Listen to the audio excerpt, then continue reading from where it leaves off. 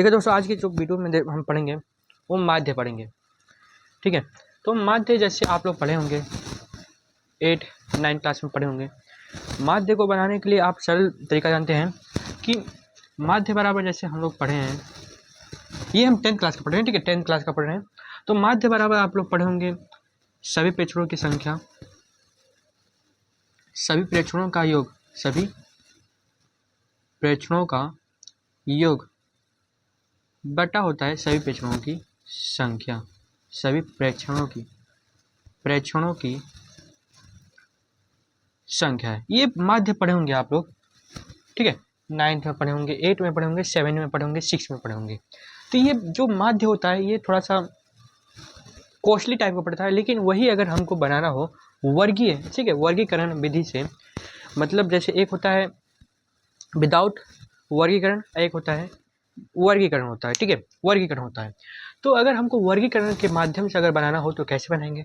ठीक है, तो उसको बनाने के लिए देखिए, अगर हम बात करें तो 10th में आपको तीन नियम पढ़ना है, 3 विधि के बारे में पढ़ना है। ठीक है, तो आज की इस वीडियो में हम एक विधि के बारे में बात करेंगे। ठीक है, जैसे कि एक विधि है हमारा, पहला विधि होता है प्रत्यक्ष विधि।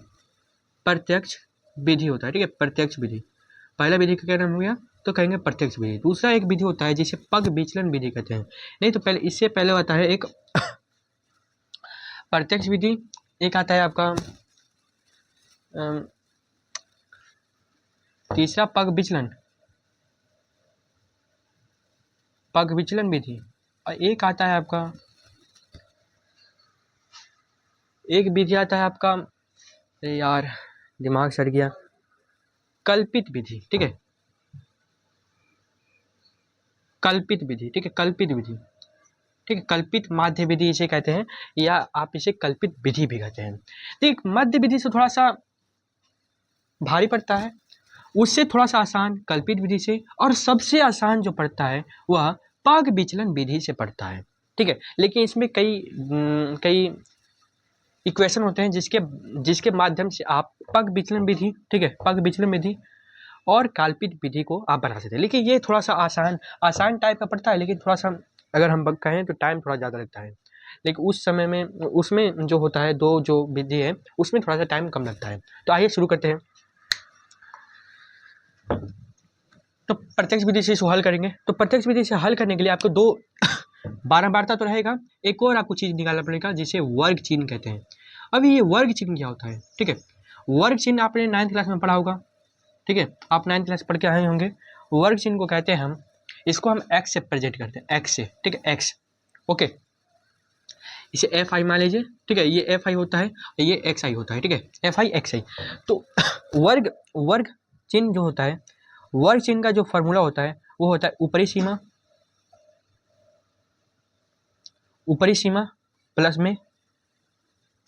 प्लस निम्न सीमा बटा 2 होता है। ठीक है, बटा 2 होता है।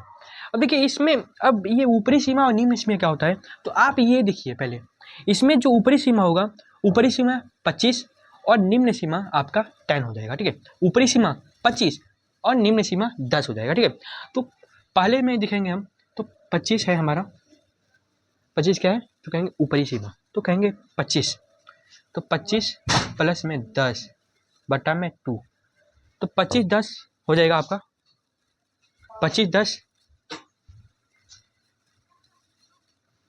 35 बटा में 2 बराबर में 17.5 हो जाएगा। ठीक है, 17.5 ये पहले का निकल गया, तो पहला हम लिख देंगे 17.5। ठीक है, 17.5 मत भूलिए, 17.5 25 और 40। देखिए इसमें जो होगा आपका ऊपरी सीमा 40 और निम्न सीमा हो जाएगा आपका 25। ठीक है, तो देखिए इसको हम देख लेते हैं। हम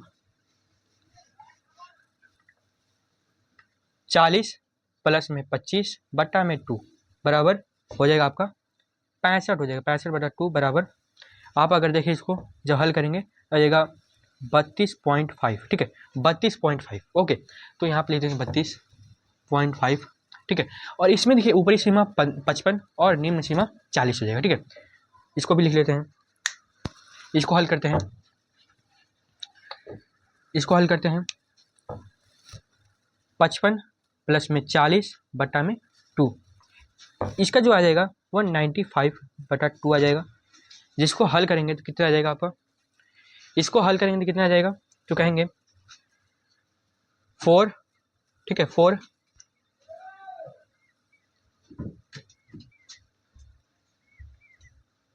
4 7, ठीक है 47.5 47.5। फिर इसको देखेंगे तो इसमें जो होगा आपका ऊपरी सीमा 70 हो जाएगा और निम्न सीमा 55 हो जाएगा। इसको देख लेते हैं, इसको देखते हैं, ऊपरी सीमा 70 और प्लस में 55 बटा में 2, 55 और 70 जब जोड़ेंगे तो 125 आ जाएगा बटा 2, इसको जब हम करेंगे 64.5 64.5 आ जाएगा, ठीक है 64.5।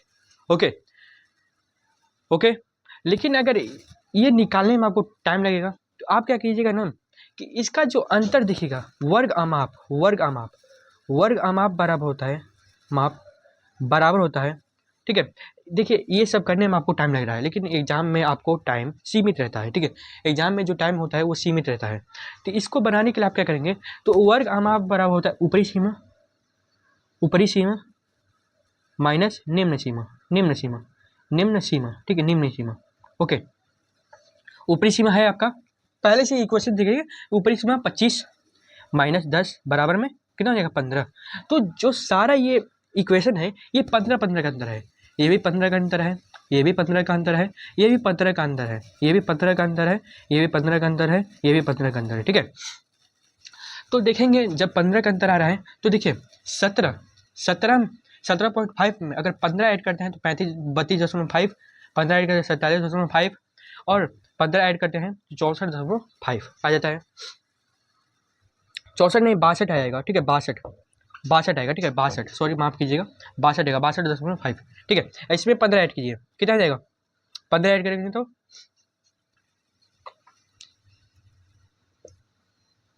15 ऐड कीजिए तो 5.77, ठीक है 77.5, ठीक है 77.5। इसमें जब 15 ऐड करेंगे तो कितना आ जाएगा आपका, आ जाएगा लगभग में 92 आ जाएगा। 5 में 15 ऐड कीजिए, 5 12 8 1 9, ठीक है 92.5। तो ये इतना आप जब कर लेंगे, ठीक है, अगर भारी लगेगा तो आप एक बार फिर से देख लीजिएगा, इतना कर लेंगे तो आपको हो जाएगा। फिर आपको निकालना होगा XI FI, मतलब दोनों का गुणनफल करना पड़ेगा, ठीक है। दोनों का गुणनफल कीजिए, कितना आ जाएगा, 17 में 0.5 से गुणा कीजिए तो 5 से गुणा कीजिएगा तो 0 आ जाएगा, ठीक है 5 गुणा 10, पॉइंट डाल लीजिए, 7 गुना के 14, ठीक है 14 1 15, ओके 14 1 15 और 2 1 2 2 3 35, तो 35 आएगा, ठीक है। इसमें देखिए 5 3 15 दशमलव, ठीक है 15 दशमलव, ठीक है 3 दूनी 6 हो जाएगा, ठीक है 6 1 7, ओके और 3 3 9 और 9 9 97.5 आ गया, ठीक है। अब देखिए इसमें गुणा कीजिए, 7 5 5 35 हो जाएगा पॉइंट, ठीक है 7 7, ठीक है 7 7 49 हो जाएगा, ठीक 49 और 3 कितना हो जाएगा, 49 3 कितना हो जाएगा, तो कहेंगे 52, हाथ में 5 आ जाएगा, ठीक है हाथ में 5, ओके 7 चौके 28 28 और 5 कितना हो जाएगा, 28 5 28 5, तो कहेंगे 28 5 हो जाएगा आपका 33, 28 और 5 33। फिर इसको गुणा कीजिए, 6 5 30 पॉइंट, 6 दूना के 12 12 1 12 3 15, हाथ में 1, ओके 36 36 1 37 375.0, ठीक है। इसमें गुणा कीजिए तो 6 5 है, ठीक है तो कहेंगे 30, हाथ में कितना जाएगा, हाथ में 3, 7 6 के 42 42 3 45, हाथ में 4, ओके 7 6 के 42 अब 42 4 तो कहेंगे 42 4 हो जाएगा आपका 46 465। फिर इसको ऐड कीजिए तो 6 5 जा 30, ठीक है 6 2 जा, ठीक है 6 2 जा 20 12, ठीक है 6 2 जा 12 तो 12 में 3 ऐड कीजिए तो आ जाएगा 5। ओके, 9 6 जा 54, ठीक है 54, और 54 में आप ऐड कर दीजिए 1 तो 55, ठीक है 55.0 इतना हो जाएगा। इतना कर लेंगे आप लोग, ठीक है इतना कर लेंगे आप लोग। अब देखिए इसको मैं क्लीन करता हूँ थोड़ा सा, ठीक है। अब नीचे में आपको इक्वेशन क्या लिखना है, इक्वेशन में लिखना है आपको, ठीक है। यहाँ पर एक ऐसे बॉक्स बना लीजिएगा, ठीक है। यहाँ पर हो जाएगा योग योग, और यहाँ पर हो जाएगा n बराबर कितना हो जाएगा, n बराबर इसको जोड़िए 3 5 5 7 कितना हो जाएगा 12 12 6 80, ओके 86 25 और ये 30 हो जाएगा, ठीक है 30, ओके ओके।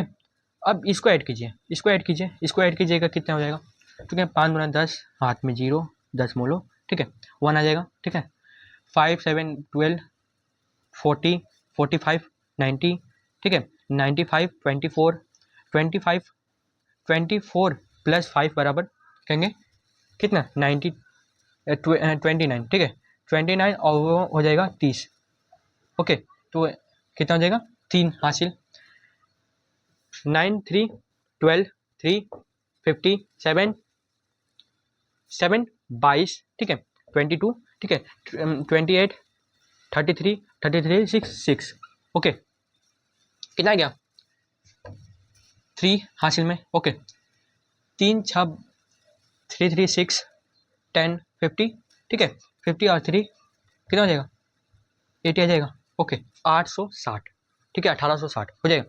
अब देखिए इसमें माध्य बराबर होता है, माध्य बराबर होता है sigma x I F I, ठीक है sigma x I F I, okay sigma x I F I बटा में एफ आई, ओके ओके इतना कर लेंगे आप लोग।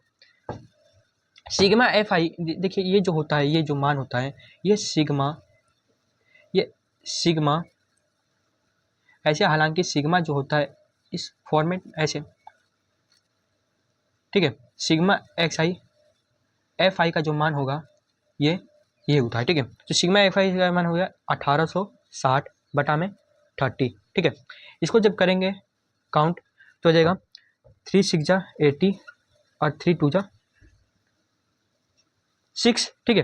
तो आपका आंसर क्या गया 62 आ गया, ठीक है। तो ऐसे इंटरेस्टिंग सवाल देखने के लिए आप हमारे पेज को फॉलो कर सकते हैं, ठीक है। तो ये हो गया आपका प्रत्यक्ष विधि से, ठीक है। और हम कल पढ़ेंगे क्या, कल्पित माध्य विधि से।